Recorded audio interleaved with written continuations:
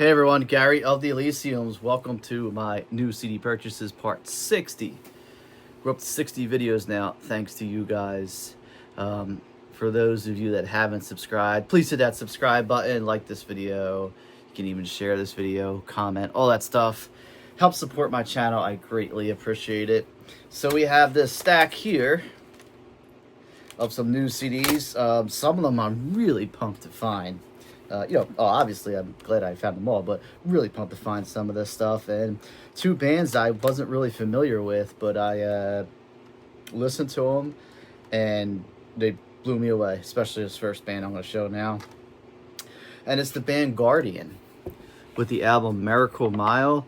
Guardian is kind of a 80s heavy metal band, 80s hair metal band, I should say. This is a 1993 release, though, through Epic Records. And this album is just amazing. Such a good album. It's a shame these guys didn't really catch on. I'm not saying they have like these huge hit songs like the rest of them do. I mean, they look pretty corny. Look at the outfits. But, man, these guys can play. Super, super cool stuff. I mean, the opener, Dr. Jones and the Kings of Rhythm. Just a cool title there, and just from there it's really tight. Amazing rhythm section, great vocalist, great voice, and just a great guitarist, with the solos and the riffs. Really good band. Kind of shocked I've never heard of them, but super pumped that I have found this because it's a new band that I'm getting into, and I'm really looking forward to finding more out about this band. I don't know if they're still together or not. If they are, and maybe they're doing shows or something, I would love to check them out. Second band is Idol Cure with Eclipse. And one I saw and I was like, when I first saw this real quick, it kind of looks like it says The Cure, and I was like, oh, it's a Cure bootleg, and I was like, oh wait, no, that doesn't say the. Says Idol, but I picked this up and quick went online and see what it listen to it, see what it sounded like. It's pretty good. Again, it's got that 80s, I just saw this, I didn't notice, this 80s hair metal feel to it. And it looks like it is a Christian band because they do have a quote from Corinthians on the inside here that I just noticed now. Besides Merciful Man, I mean, that, and Burning Gomorrah, I mean, that can go either way. I didn't really realize this was more of a Christian band. Obviously I see the album cover there with, the Crown of Thorns, but how many metal bands do something like that?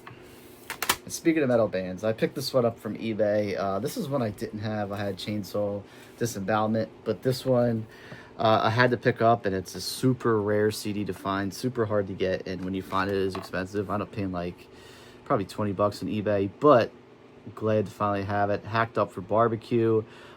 Just two guys in the band. They have those horror themes to it, the interludes of the the women talking. Sounds like clips from horror movies. Super, super heavy death metal. So the guitarist actually does drum programming. There's not actually a drummer in the band, and the bassist sings or growls, I should say. But wow, man, just an amazing band. It's super heavy. I always say when people say what is the heaviest band, like as far as like volume and like wow, this is actually feels heavy, like weight heavy, I always say Mortician, and this is Hacked Up for Barbecue, so happy to finally have that in my collection. Next up, I found this for $1. This is Bring Me the Horizon with Sempiternal. I guess that's how it's pronounced. I do own a couple albums from Bring Me the Horizon, but I never like really got into them. I don't know a whole lot about them. I know they are a huge deathcore metal band. Huge fan base. I know they're critically acclaimed, and I couldn't pass this up for $1. I didn't really know what it was, and I was kind of finding out what the band was because it just says Sempiternal. That's how bad I am with this band. On the spine, and the other side says Bring Me the Horizon. So I figured, for $1, let's pick it up and check it out and see if I can get more into the band. And in the vein of prog rock, we have Robert Wyatt with The End of an Ear. I mentioned Robert Wyatt in my other video when I was reviewing the 200 greatest prog rock albums. And Robert Wyatt actually came in at third or fourth. But I saw this album from 1970 and figured I'd pick it up. Robert Wyatt, formerly of Soft Machine. And I'm not really familiar with his solo work, so I'm totally interested and excited to get into this a little more and check it out. This looks like it's an import. Yeah, it's a British import. Doesn't say when it was remastered. Just a 1970 album altogether. So excited to check this out. And speaking of remasters, man, am I pumped to find this. Slaughter with Revolution, their 1997 album. Awesome album art. I love the font of the band's name there. I think it's super cool. It's in a digipack. Slaughter obviously was huge in 1990 and in 91 with, hits like Up All Night, Fly to the Angels. But by this time, this band is much heavier than their roots in hair metal. They came on to be a really hard rocking band. And they actually do a cover of Rocky Mountain Way from Joe Walsh on here. So super excited to finally find this. This is a 2025 remaster, so I know it's been out of print for quite some time. All right, now this next one I've had since the 90s, and I don't know what happened to it. I can't find it anywhere. I looked up and down everywhere. It's completely lost, so I had to rebuy it because it's one of those albums I need to have in my collection at all times. And it's Rancid with Out Come the Wolves, especially on this little punk rock kick I've been on lately. I went to look for this to listen to, and it could not find it at all. Now, Rancid is a punk band. This is probably their most pop-punk album that they released. Features, two of their hits on here, Ruby Soho and, why am I drawing a blank right now? I'm an idiot. Time Bomb. Wow. Sorry. Yeah, so their two biggest hits, Ruby Soho and Time Bomb, are on this. I don't know why I drew a blank there. I couldn't even find it on the album art. But yeah, this was one of the bands that kind of ushered in that pop-punk movement, along with Green Day in the mid-90s. Or like that 90s revival of punk.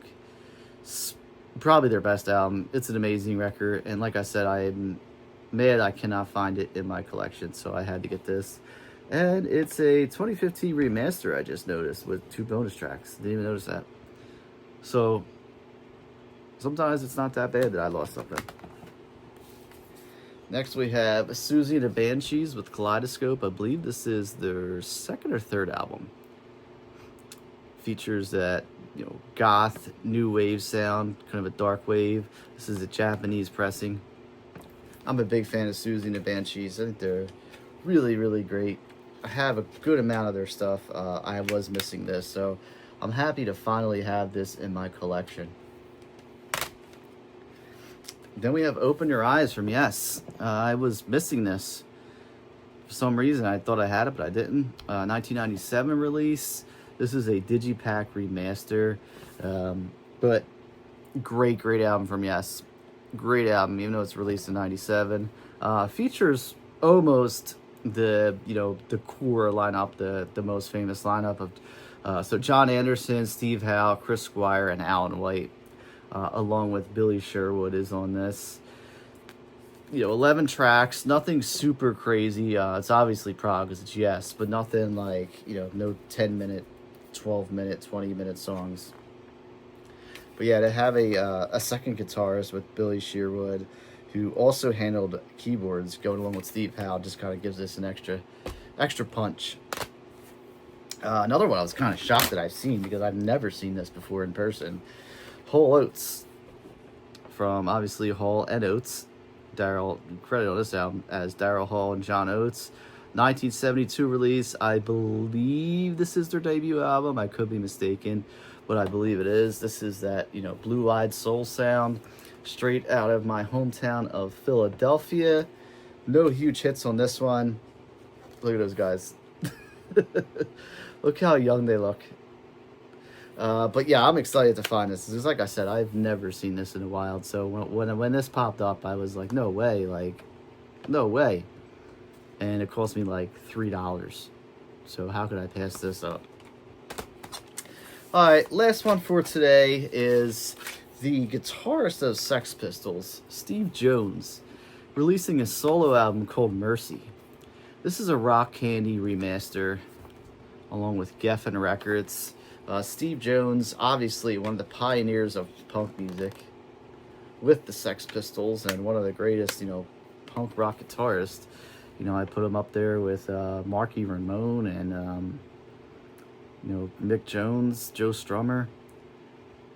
This is not punk, though. This is like a hard rock bordering on metal album.